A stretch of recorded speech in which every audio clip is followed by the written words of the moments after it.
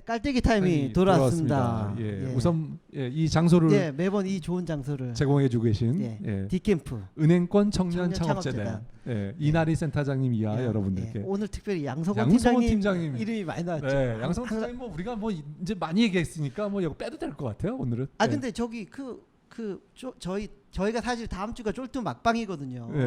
그때 양 팀장이 한번 모셔야 될 것 같아요. 그래서 다음 주가 막방인가요? 다음 주 막방이죠. 이렇게 시간이 빨리 가네요. 그렇죠. 협찬 광고가 좀 기네요. 저희가 조금 깁니다. 이제. 그래서 쫄투 이제 시즌 2를 마치고 다음 주 해서 마치고요. 이제 쫄투 시즌 3로 가는데요. 3 준비하는 시간을 좀 갖습니다. 많은 분들이 쫄투 시즌 2는 여태까지 언제 나오냐고 묻는 분들이 계세요. 왜냐하면 그 팟캐스트를 멈췄더니 팟캐스트를 기다리고 계신 분들이 계셔가지고 아직도 저희 유튜브가 메인 채널이기 때문에 유튜브에 구독 딱 눌러놓으면 자동으로 이메일이 옵니다. 새로운 동영상이 올라가면. 그리고 쫄지마 창업. 쫄지 말고 창업 제 책이 7월 17일쯤에 나올 예정입니다. 어디로 나오는 건가요, 대체? 뭐 교보문고부터 책에 나오는 건 맞죠? 이게 당연하죠. 제가 추천사를 썼습니다. 권 대표님 그리고 송은가 대표님이 두 분 다 추천사를 써주셨습니다. 그래서 고맙습니다. 곧 나오고요. 많이 사랑해 주시고요. 그리고 쫄징아 창업스쿨도 이제 또 9월달에 아마 프라이머랑 같이 계속 해오고 있는데 이번에 특별히 또 송 대표님이 강사로 한번 나서 주시기로 해서 제가 강사로 잘렸었거든요. 처음에 하고 나서 너무 반응이 없어서. 아닙니다. 그래서 강사진이 또 풍성해질 것 같고요. 하여튼 뭐 다양한 이벤트들이 준비되어 있습니다. 그리고 우리 쫄뚜 그 페이스북 페이지를 운영하는데 그룹 멤버가 거의 지금 한 2,000명 가까이 1,900명 너무 돌파했고 감사드립니다. 사실 쫄투 같은 방송이 우리나라에 거의 2,000명 가까이나 보신다는 거는 저희한테 큰 영광입니다. 사실. 그렇죠. 2만 명 가야 되는데 사실. 대표님하고는 꿈이 크시군요. 2,000명 갔으면 2만 명 갈 수 있는 거 아닌가요? 그럼요. 알겠습니다. 하여튼 그 쫄투를 시청해 주시는 여러분께 다시 한번 이 시간 진심으로 감사드립니다. 자 오늘 질문이 뭐 상당수 엄청난 질문이 지금 쌓여 있는데요. 오늘 하나하나 풀어가도록 하죠. 20명이 넘는 분들이 참관 오셨거든요. 그래서 질문을 저는 200명으로 보이는데 이게 첫 번째 질문부터 한번 받아보도록 하겠습니다. 미디어에 노출된 그 자료 같은 것을 참고하다 보면은 프라이머는 다른 VC에 비해서 상대적으로 규모가 작게 투자를 하시고 계시는데요. 그건 특별한 무슨 이유가 있으신지 알고 싶습니다. 특별한 이유가 있습니다. 일단 프라이머에 그 돈이 없고요. 이 시간 임신대가 말씀하셨어요. 너무 썰렁했는데 사실은 이 타이밍에 웃어줘야 되는데 너무 썰렁했는데 사실은 프라이머가 이제 다른 이제 우리 VC들은 기본적으로 뭐 K큐브든 혹은 본엔젤이든 본엔젤 이번에 250억, 뭐 K큐브 같은 경우는 300억, 뭐 펀드 사이즈가 몇백억 수준의 펀드 사이즈로 투자를 하죠. 프라이머는 제가 처음 프라이머 시즌 1을 만들 때 5명이서 1억씩 내서 저희 펀드 사이즈는 5억입니다. 일단 돈이 없어서 많이 투자를 못 하고요. 그러나 사실 이제 뭐 많이 원래 목적은 저희가 얼리 스테이지 아주 초기 기업을 투자하기로 결정했기 때문에 초기 기업인 경우에는 리스크가 크니까 회사 가치가 낮죠. 그리고 초기 기업들은 돈이 많이 필요 없기 때문에 저희가 이제 처음 시작할 때는 2천만 원에서 5천만 원 사이를 투자하죠. 요즘은 이제 2천만 원에서 1억 사이를 투자하긴 하지만 이렇게 그 초기 기업이기 때문에 돈을 적게 투자를 하고요. 사실은 프라이머에 지금 저희가 26개를 투자했는데 그중에 60%가 법인이 설립되기 전에 투자를 했어요. 그 정도로 예를 들면 뭐 스타일쉐어 같은 경우에는 시드 단계죠. 완전 시드 단계. 스타일쉐어 같은 경우는 사업할 생각이 없는 사람을 돈을 줘서 투자를 그래서 법인을 설립하는 그런 그 아주 얼리 스테이지 투자를 하기로 결정해서 이제 적은 규모의 투자를 하고요.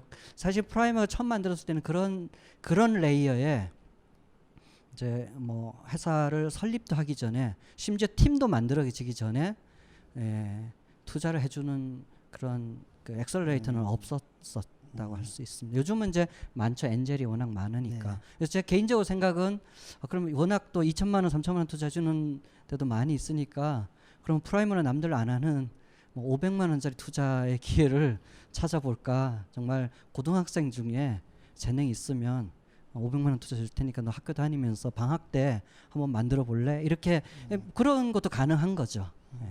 알겠습니다. 알겠습니다. 예. 그, 자, 예, 두 번째 질문. 예, 두 번째 질문 가겠습니다. 최근 이제 국내나 해외 많은 대학생들이 창업을 하고 있는데 전에 창업을 하셨고 이제 투자자의 입장에서 이런 현상에 대해서 어떻게 생각하시는지 여쭤보고 싶습니다. 예. 창업 열풍에 대해서 생각을. 예. 저는 전 국민이 전부 다 창업해야 된다고 저는 해야 된다. 해야 된다. 예, 법으로 정할까요, 그냥? 뭐 이번 기회에. 아니, 국회로 보내드릴까요? 홍 대표님이 저처럼 되면 안 돼요. 이 토크쇼가 좋습니다. 재미없어져요. 하여튼 알겠습니다. 저는 사실은 보면 물론 평생을 직장 생활을 하면서 보내시는 분들이 있지만 이제 점점 사회가 다변화되면서 또 이게 기업도 점점 평생 고용이라는 것도 없어지기 때문에 그 평생 직장 생활을 하면서 평생을 살 기회는 점점 저는 줄어든다고 생각이 돼요. 앞으로. 네. 사실은 그런 점에서 저는 그 창업이라는 게 일종의 창업에서 꼭 스티브 잡스처럼 되는 게 목적이 아니라 변화하는 세상을 거기서 적응하면서 살아갈 수 있는 일종의 그 수영법을 배우는 것. 수영법 어릴 때 한번 배워놓으면 나이 들어도 수영할 수 있거든요. 자전거 타는 법도 마찬가지라고 생각합니다. 자전거 타는 법을 한번 배워놓으면 평생 그게 머슬이 기억하는 것처럼 저는 창업의 경험을 해본 사람은 어떤 변화하는 환경에서도 적응할 수 있다고 생각해요. 나이가 30대, 40대, 심지어 50대가 돼서도 시대가 50대가 됐을 때 어떻게 변할지 알 수 없는데 그때도 그 변화한 사회 속에서 생존할 수 있는 스킬을 배우는 것. 그게 저는 창업을 해보고 창업에서 진짜 코피 흘려보고 진짜 실패해보고 이게 세상이 만만한 게 아니구나를 알아보고 내가 능력이 별로 없구나도 알아보고 그렇게 깨달은 사람이 저는 이 변한 세상에서 살아갈 수 있는 일종의 그 스킬이라는 점에서는 저는 가능하면 젊었을 때 시간이 있을 때 기회가 있을 때 그게 전 대학생이라고 생각하거든요. 대학생 때 방학 때라도 겨울방학 길잖아요. 그럴 때라도 뭐 한번 만들어보고 창업해보고 하는 거는 저는 꼭 대학 꼭 했으면 좋겠어요. 그래서 대학에 저는 창업 과목이 전공 필수 과목이 되어야 된다. 저는 그렇게 주장합니다. 요즘 점점 그런 과목들이 늘어나고 있는 트렌드는 맞는 것 같습니다. 모 대학 같은 경우는 창업학과가 서울대가 일단 생겼고요. 서강대가 생겼고요. 과가 창업학과가 생기는 거 보면 세상이 좀 바뀐 것 같긴. 국민대 같은 경우는 창업 대학원 대학원도 이번에 생긴다 그러고 오픈했고요. 알겠습니다. 자, 세 다음 번째 질문. 다음 질문. 넘어가겠습니다. 네, 투자자의 입장에서는 그 하이 리턴을 위해서 시장 규모가 굉장히 중요하다고 생각을 하는데 약간 어떻게 보면 시장 규모는 작지만 소수 인원끼리 굉장히 즐기면서 즐겁게 하는 뭐 스타트업에 대해서 어떻게 생각하시는지 권동윤 대표님 입장 궁금합니다. 그 저는 이제 성공의 정의를 좀 다르게 내죠. 대부분 이제 우리가 성공이라 그러면 크거나 돈을 많이 벌거나 유명해지면 그걸 성공이라고 말하는 것 같아요. 사람들이 이렇게 우리의 머릿속에 있는 성공이라는 것의 이미지가 그런 것 같아요. 근데 저는 성공의 정의를 조금 다르게 내리고 싶은 게 저는 성공의 정의가 지속 가능하면 성공이다라고 저는 내리고 싶어요. 우리가 알고 있는 많은 유명하고 크고 돈 많이 벌었던 기업들도 사실 우리가 그 반짝할 때 봐서 다 그 성공이라고 보지만 그 시간의 긴 저걸로 보면 반짝하고 수면 아래를 없어진 회사들이 엄청 많거든요. 네. 예, 그런 점에서는 오히려 작더라도 지속 가능한 게 저는 성공이다라고 이제 말하고 싶고요.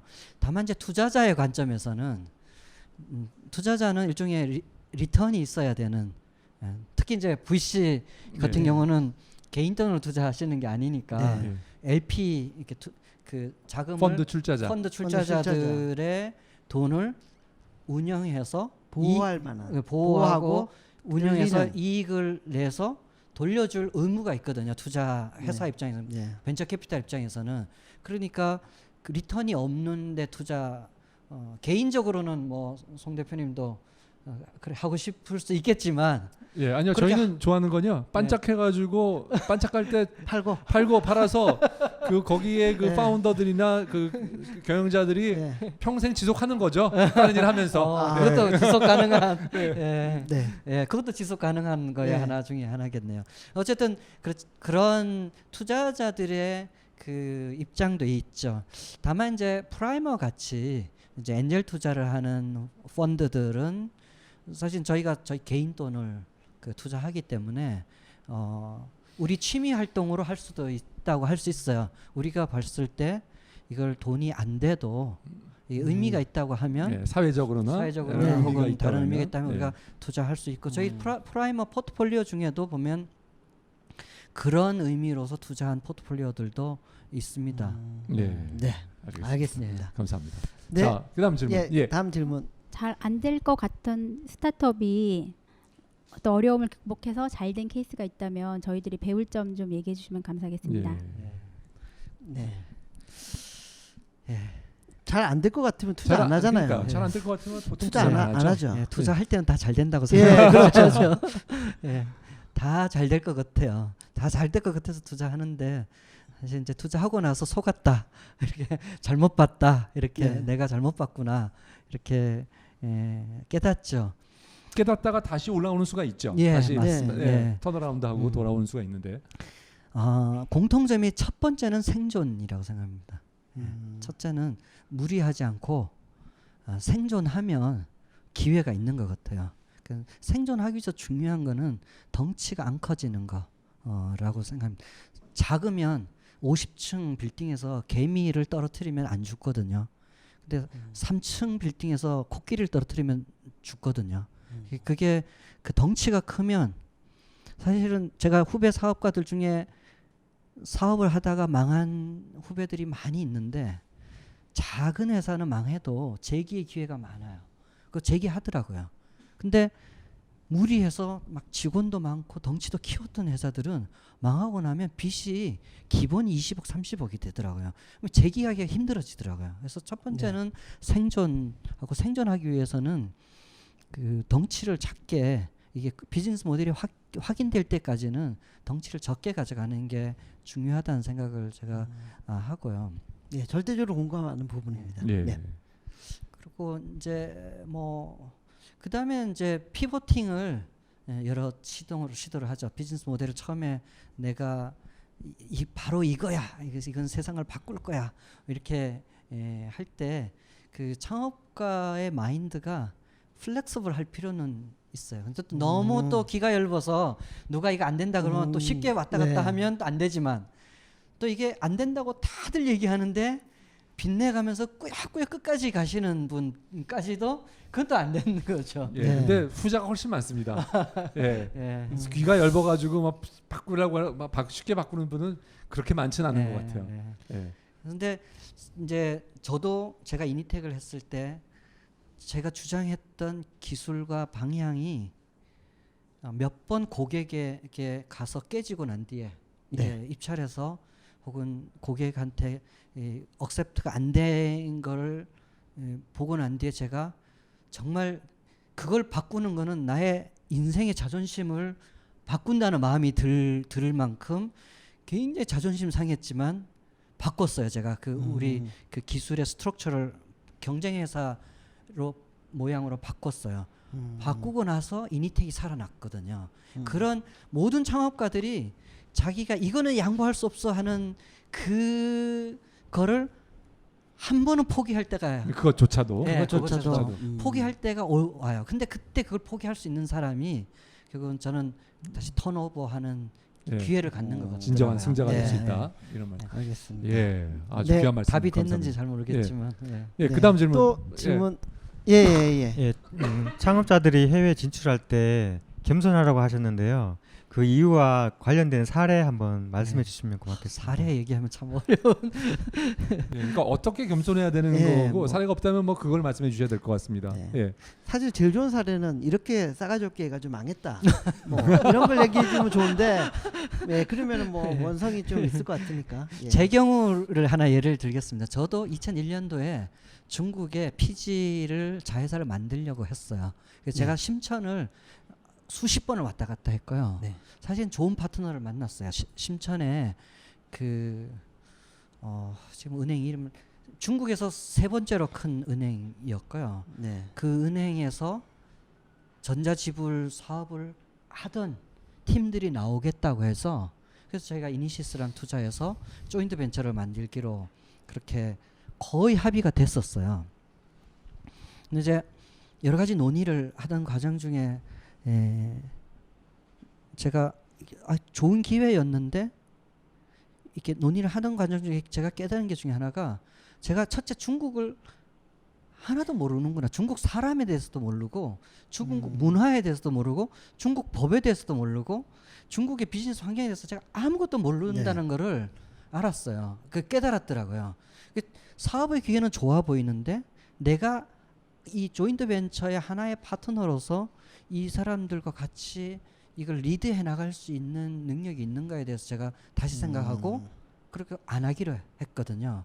근데 그때 2000년 초였는데 그때 중국에 지금 중국 열풍 부는 것처럼 중국의 많은 회사들이 벤처기업들이 나갔어요. 제 아는 코스닥 등록된 기업들이. 네. 근데 판판이 그 사기당하고 뒤통수 맞고 자리 잡은 회사가 거의 없다고 할 수 있을 만큼 고통을 겪고 철수해서 제가 나중에 지나서 볼 때 아 내가 잘했구나라는 생각을 제가 하게 되는 거죠. 사실은 기술이나 이런 게 우리가 뛰어나다고 생각하지만 결국 원정 경기에서는 내가 잘 모른다라는 걸 인정해야 되는 부분을 인정하고 어떤 면에서는 진짜 해야 된다면 슬로우 스타트 길게 바라보고 시행착오를 겪는다는 생각을 갖고 해야 된다는 생각을 갖고 있습니다. 네. 예. 혹시 이제 중국에 제가 얘기했는데 우리 송 아닙니다. 예, 사실 코멘트. 저희는 저희가 직접 진출은 저희는 그 별로 추천하고 있지 않고요. 좋은 파트너를 만나서 왜냐하면 중국의 법이 또 그 100% 자회사를 설립할 수 없게 만들어 나왔습니다. 그래서 중국은 이제 합작으로 해야 되거나 아니면 특히 게임 같은 경우는 대부분 라이센스 방식으로 그런 방식으로 진출하는 거는 좋은 파트너를 만나는 게 중요하다라고 생각합니다. 예. 또 질문. 질문. 예. 예, 그 스타트업이 그 어렵게 서비스를 그 성장성을 확인을 해서 진출을 하려 그러는데 대형 업체들이 이제 그 감당하기 힘든 물량전으로 들어와서 이제 마케팅을 한다든지 했을 때 그 어떻게 대응을 하는 게 좋은지 그리고 또 이니텍 때도 그런 경험이 있었을 것 같은데 그런 상황은 어떻게 해결하셨는지. 저 경험은 이니텍의 경우는 사실 그게 소프트웨어 회사였기 때문에 대기업이 뭐 이니텍 때도 있었네요. 이제 삼성 SDS나 LG CNS가 똑같은 솔루션을 가지고 뭐 경쟁도 하고 했으니까 이니시스도 있었고 이니텍도 저 경험이 있었고요. 결국은 대기업이 이 시장에 들어온다는 것은 이 시장이 검증됐다라는 점에서는 그 두려워해야 될 게 아니라 희소식이다. 첫 번째로는 대기업이 경쟁에 들어온다. 이것은 희소식이다. 내가 이렇게. 사업을 제대로 하고 있는 거네요. 그 영역에서. 그렇죠. 그 제대로 방향을 잡고 가고 있다라는 게 검증됐다고 볼 수 있고요. 스타트업들 중에 대기업이 들어오는 것에서 너무 두려워하는 것 같아요. 그리고 뭐 어떤 스타트업들은 일단 경쟁 자체를 두려워하는 것 같아요. 그래서 남들이 눈치채기 전에 얼른 이렇게 투자 받아서 공격적인 마케팅을 통해서 시장을 선점하겠다 이런 얘기들도 많이 있는데 그러나 사업은 시간이 필요하고요. 두 번째는 경쟁이라는 소나기는 맞고 가야 돼요. 그거를 통과하지 않고 큰 회사가 된다라는 거는 그런 건 없는 것 같아요. 그 네. 경쟁이라는 과정 안에 반드시 대기업의 경쟁도 반드시 있다. 물론 이제 중소기업들, 스타트업들이 막 떼거리로 들어오는 경우도 있고 대기업이 물량 공세로 들어오는 경우도 있고 뭐 그렇긴 한데 그런 점에서는 이제 대기업과 경쟁이 고통스럽긴 합니다. 나 하나 생각해야 되는 것은 대기업이 돈이 많기 때문에 경쟁에서 이기지 않는 것 같아요. 돈은 물론 도움은 되는데 첫 번째 요인은 아닌 것 같아요. 첫 번째 요인은 그 비즈니스의 인사이트를 가지고 그 사업을 제대로 하는, 경영을 제대로 하고 전략을 제대로 세우고 방향을 제대로 가진 데가 결국은 돈보다는 그게 더 큰 힘을 발휘해서 이기는 것 같아요. 그래서 대기업을 두려워해야 되는 것은 그 대기업에 경험이 있고 똑똑한 사람들이 잘하기 때문에 두려워해야 되는 거지. 그 똑똑한 사람들이 많기 때문에 단지 대기업이 돈으로 물량 공세를 하는 것 때문에 두려워할 필요는 없다는 생각을 하고요. 네. 그러나 이제 대기업을 제가 뭐 하고 싶은 얘기 중에 하나는 대기업을 두려워할 필요 없다. 대기업이기 때문에 잘 될 이유가 10가지 정도 있다면 대기업이기 때문에 안 될 이유가 한 20가지쯤 있습니다.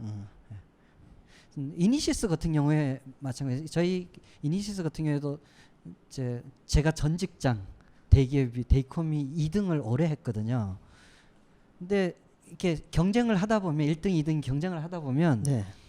이제 그 대기업의 담당 부서의 임원이 어떤 분이 바뀌었어 새로요. 근데 그분이 의욕에 넘치는 분이 있으시고 그 대기업 내에서 사장님과 이렇게 임원들과의 정치력이 있어서 예산을 많이 확보할 수 있는 분이 가끔 오시면 괴로워요. 그분이 굉장히 열심히 하세요. 네. 굉장히 열심히 하시고 막 수수료도 막 이렇게 덤핑하고 네. 막 괴로워요. 그럼 저희 영업사원들이 저한테 와서 막 죽겠습니다. 사장님 우리도 수수료 내쳐야 됩니다. 뭐 막 얘기를 해요. 그럼 제가 견뎌.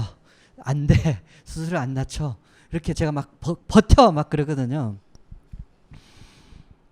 제가 그러면서 2년만 버텨. 그래요. 2년만. 근데 마켓쉐어가 갑자기 공격적으로 한다고 갑자기 확 바뀌지 않아요. 이게 쉽지 않거든요. 근데 대기업 임원이 되면 한 1년쯤 공격적으로 할 때 막 그 회사에 약속을 막 하거든요. 이렇게 뭐 내가 이렇게 하면 예산이 이렇게 주면 지금 마켓쉐어 이걸 내가 확 올리겠습니다. 1등 하겠습니다. 1년 해보면 잘 안 되거든요. 2년 차 되면 이분이 또 이걸 대충 마무리하고 도망갈 생각하세요. 이분이. 네, 힘 빠지죠. 네. 힘 빠지고 도망갈 생각. 그리고 뭐 매주 대기업은 주간 업무 보고 하거든요. 이게 이제 대기업 있는 분들은 싫어하겠지만 스타트업들에겐 중요한 얘기죠. 이게 네. 주간 업무 보고 할 때 사장님이 맨날 그러죠. 야 김이사 그거 어떻게 돼가? 마켓쉐어 어떻게 돼? 다음 주는 어떻게? 다음 달 어떻게 돼? 매달 그걸 프레셔를 받거든요. 그렇기 때문에 이게 공격적으로 한다고 이게 뭐 갑자기 뭔가 바뀌지 않고 그 하기 때문에 너무 두려워하지 말고 네. 거기에 페인트 모션에 이렇게 말려들지 말고 정말 그 우리 업의 본업대로 그냥 차근차근 내가 가야 할 길을 꾸준하게 가면 저는 그게 가장 빠른 지름길인 것 같아요. 네, 예, 알겠습니다. 감사합니다. 주옥 같은 말씀. 네, 너무 좋은 오늘 뭐 말씀을, 아주 뭐 예. 저희 제가 귀에 속속 박힙니다 지금. 네. 예. 자 마지막 질문 아까 안 하셨죠? 예. 네, 마지막 질문. 네.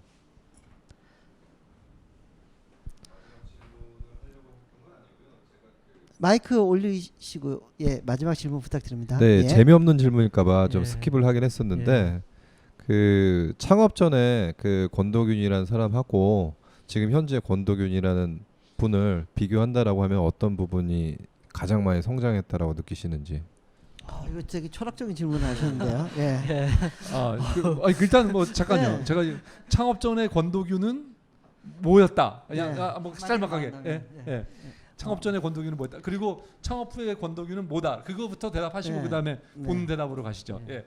창업 전에 권도균은 굉장히 내성적이고 존재감이 없었던 예. 사람이었습니다. 네. 예, 믿을 수 없지만 예, 하여튼 그다음에 창업 후에 권도규는 창업 후에 권도규는 도가 조금 이렇게 도를 좀 닦은 돌을 닦았다. 네. 도인이 도인 어느 정도 네. 돌을 닦은 네. 사람이 됐다. 인생 수업을 했다. 예, 인생 수업을 알겠습니다. 했다. 자, 예. 예. 그럼 좀 말씀해 주시죠. 네. 이제 설명을. 예. 저는 창업을 통해서 인생 경험을 했다고 저는 생각해요. 창업 전에 직장 생활을 할 때 제가 인생을 경험했냐라고 생각하면 인생의 절반만 경험한 것 같아요. 마치 달의 앞면만 보고 살았던 것 같아요. 달의 뒷면을 한 번도 본 적이 없었던 네. 그렇고요. 창업하고 나서 이 세상이 이렇게 돌아가는구나. 이 사회가 이렇게 돌아가는구나. 사람이란 이런 거구나. 라는 걸 제가 좀 그런 점에서 도를 좀 닦은 것 같다. 자, 잠깐만요. 저도 궁금합니다. 잠깐 여기 자르고 가야 그래요. 돼요. 시간상. 예. 잠깐 자르고 예. 계속 또 이어가도록 바로 하겠습니다. 또 너무 궁금해졌습니다. 네. 이 사회가 뭐고 네. 이 달의 뒷면이 뭐고 예. 그게 굉장히 궁금해서 꼭 듣고 가야 잠깐 쉬었다 가겠습니다. 네. 예. 예. 자, 달의 창업 뒷면. 전후. 예. 예. 달의 뒷면 얘기를 좀 해주셔야 되는데 아까 무슨 말씀하셨냐면 저 탁 들어온 게 인생이 뭔지 사회가 뭔지 사람이 사람이 뭔지 이런 말씀을 하셨어요. 대체 그 뭡니까? 직장생활 하면서도 알 수 있잖아요. 사회가 물론, 예. 이거 예. 승진하기 힘들다. 예. 뭐 예. 이런.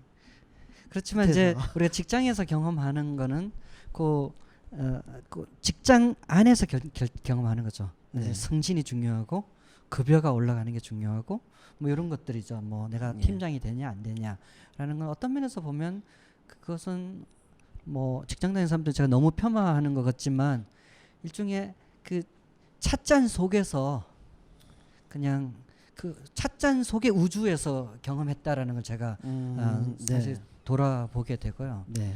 제가 이제 창업하면서 경험한 거는 뭐 제일 큰 거는 그겁니다. 제가 회사 다닐 때는 나름 조금 그래도 제가 좋은 개발자였고 뭐 나름 똑똑하다고도 생각했고 내가 생각하는 게 맞다고도 생각하고 네. 그렇게 살았고 회사 안에서도 그것도 인정해주고 또 뭐 그냥 어디 가서 명함 내밀면 사람들이 인정하고 그랬는데 이제 창업을 해서 딱 나와서 밖에 찬바람을 딱 쐬고 나니까 이게 아니구나. 이게 일종의 무슨 예를 들어야 되나. 마크 타이슨 얘기가 있는데 마크 타이슨이 이런 얘기했어요. 누구나 나랑 경기하러 링에 올라오기 전까지는 올라와서 나의 첫 번째 주먹을 맞기 전에는 나름의 계획을 갖고 있다. 이렇게 마크 타이슨이 그렇게 고상한 말을 했나요? 저 그 철학자더라고요. 가보니까 너무나 함축적이면서 훌륭한 말이더라고요. 다 보면 훈련하면서 마크 타이슨 경기 비디오 보면서 다 분석해서 전략을 세워서 이렇게 하면 마크 타이슨을 이길 수 있어라고 하고 링에 올라와서 첫 번째 주먹을 탁 맞아보고 이게 아니구나. 그게 정신을 잃는 거예요. 이게 아니구나라는 걸 깨닫는 것처럼 계획대로 안 되네. 막 그리고 제가 창업을 하고 나서 그걸 첫 번째 주먹을 맞고 이게 아니구나라는 걸 제가 깨달았고 또 제가 직원을 뽑고 직원들을 리드하고 또 사람들과 관계하면서 제가 사실은 판판이 계속적인 실패를 하면서 제 자신을 깨닫게 되고요. 또 그러면서 또 이게 인격도 수양이 되고 그런 일종의 창업은 진짜 인격 수양의 길이다. 저는 그런 경험을 했고요. 그런 점에서 제가 창업 전에 저는 일종의 마이크 조금만 미완성된 인간이었다고 생각한다면 저는 창업하고 나서 저는 그나마 제가 조금 더 철이 든 권도균이 되었다. 그러니까 마지막 거의 질문이 저희 클로징 멘트 하면서 하는 질문 같은 수준의 질문을 해주셔가지고 말문이 막히는데요, 제가 어떻게 이제 끝내야 되나요, 우리? 아니요, 아니죠. 그럴 수 없죠. 제가 우선 제가 권 대표님께 지금 사실 제가 궁금한 게 굉장히 많아요. 제가 몇 가지 끝낼라 그런데 그게 아니라 아닙니다. 너무나 훌륭한 질문의 그 내공이 느껴지니까 저희 질문이 이제 초라해질 보일 것 같아가지고 겁이 난다는 얘기죠. 권 대표님 일단은 우선은요. 그 많은 이제 그 창업자들을 창업을 지금 하셨고 사실 창업을 직접 하신 분들이 조언을 해주시는 게 굉장히 중요하다고 생각을 합니다. 예, 저도 중요하죠. 물론 조언을 하는데요. 저의 조언은 사실 경험이 없는 조언이거든요. 그래서 늘 뭐 그 우리 장병규 대표님이나 우리 권 대표님이나 또 이택경 대표님이나 직접 기업을 창업하시고 성공하신 분들의 조언이야말로 이거는 진짜 그 살아있는 피와 그렇죠. 예. 피와 살이 되는 그런 조언이라고 생각하는데요. 우선 많은 벤처들이 지금 이제 이 방송을 뭐 보고 계시는 분들이 계시고 또 나중에 네. 이제 권 대표님 이름을 보고 보실 분들이 계신데 그분들에게 창업하는 분들에게 뭐 이거는 하라, 이거는 하지 마라 이런 말씀 한번 해주시면 좋을 것 같아요. 예. 갑자기 기습 질문을. 네. 예. 이거는 하라. 예. 평소에 많이 하시는 말씀들을 해주시면 될 것 같아요. 예.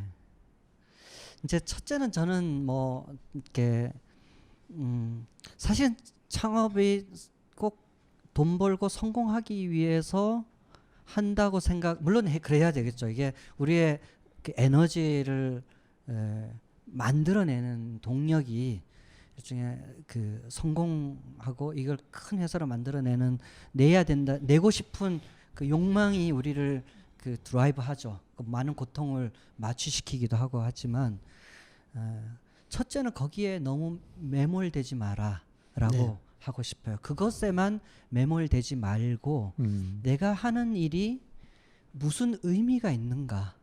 그리고 이게 돈이 안 벌려도 혹은 커지지 않더라도 내가 하는 일이 의미가 있도록 만들어야 된다. 돈이 안 벌려도 이게 의미 있어야 되고 큰 회사가 안 돼도 내가 하는 일이 의미가 있어야 되고 그러니까 네. 그 내가 하는 일에 의미를 연결하는 그 일종의 사실은 전 창업자가 철학자가 돼야 된다고 저는 그렇게 생각하고요. 그 의미를 연결하는 일을 끊임없이 해서 나의 사업과 창업의 그 정당성을 아주 탄탄한 정당성의 그 주춧돌 위에 내 사업을 올려놔야 저는 롱런할 뿐 아니라 창업은 나 혼자 성공할 수 없거든요. 네. 사회가 도와줘야 되거든요. 그 내가 정당성이 든든한 정당성 위에 섰을 때 사실은 주변 사람들이 저를 도와줘요. 저 도와준다고 믿어요. 창업자 스스로 나 혼자 내가 돈 벌겠다라고 나 혼자 잘 먹고 잘 살겠다고 사업을 하는 사람은 겉으로 어떤 포장을 해도 다 알아봐요. 이 사회가 그래 녹록하지 않거든요. 다 알아보기 때문에 그냥 단순한 포장으로서의 멋진 것이 아니라 정말 그 의미의 깊은 곳까지도 정말 내가 왜 사업을 하냐. 돈보다 더 큰 의미가 있어야 되고 성공보다 더 큰 의미를 찾아낸다면 저는 그런 분은 진짜 롱런 오래 지속 가능하면서 이 사회에서 하나의 그 섹터로 이렇게 받아들이면서 그 사업이 든든히 자리를 잡는다. 저는 그렇게 생각해서 그 의미를 발견하는 일은 꼭 해라라고 생각합니다. 예. 혹시 하지 말아야 될 거를 뭐 딱 생각나는 게 있으시다면 갑자기 질문.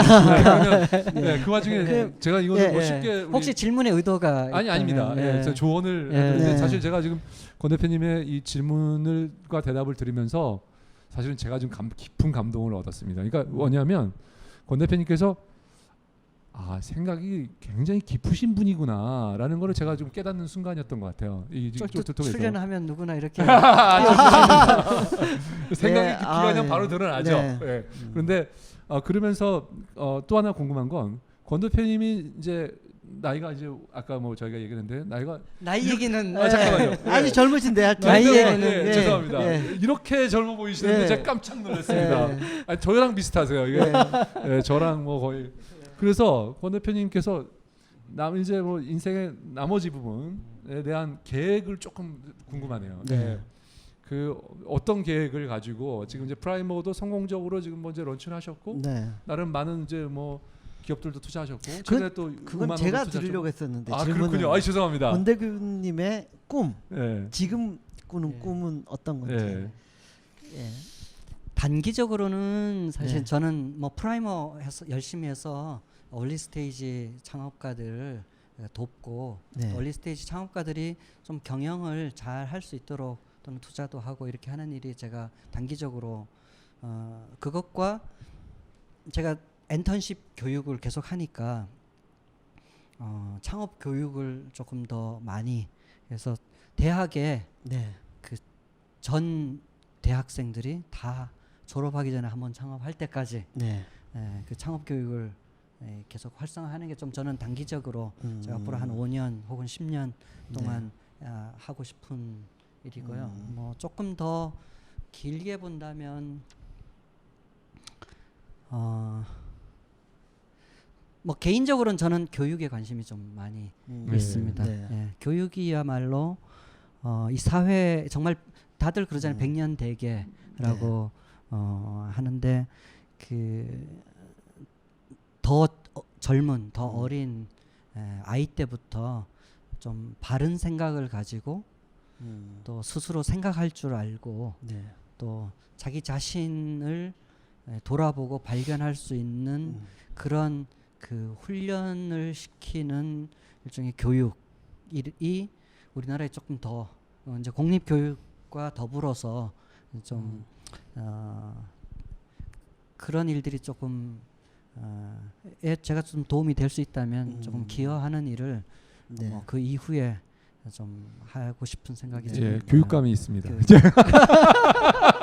교육감. 이제 교육감의 공립교육은 또 그 나름대로 네. 역할이 있지만 또 공립교육 이외의 영역에서도 그렇게 제가 기여할 수 있다면 조금이라도 기여하고 싶은 생각이 네. 이제 있고요.